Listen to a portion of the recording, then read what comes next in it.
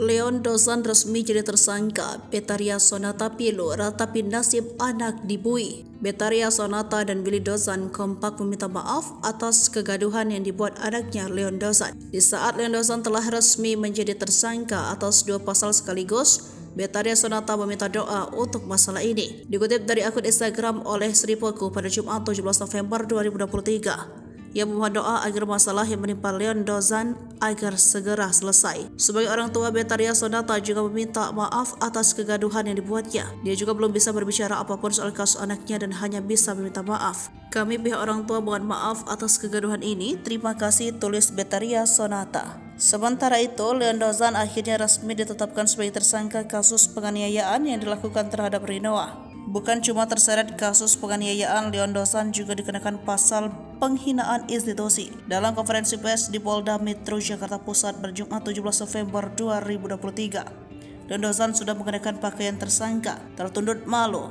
Leon Dozan pasrah dengan nasibnya yang kini telah resmi menjadi tersangka. Kapolres Metro Jakarta Pusat Kombes Pol Sutatio Purnomo Condro mengungkapkan bahwa Leon Dozan sudah ditangkap pada malam tadi sekitar pukul 10 di kediamannya. Leon resmi menjadi tersangka atas kasus penganiayaan terhadap sang kekasih Rinoa. Lebih lanjut, Sutatio juga menjelaskan kronologi penganiayaan yang dilakukan Leon Dozan. Ini adalah kali kedua Leon Dozan menganiaya Rinoa. Sebelumnya, dia sudah pernah melakukan kekerasan kepada Rinoa pada bulan September lalu.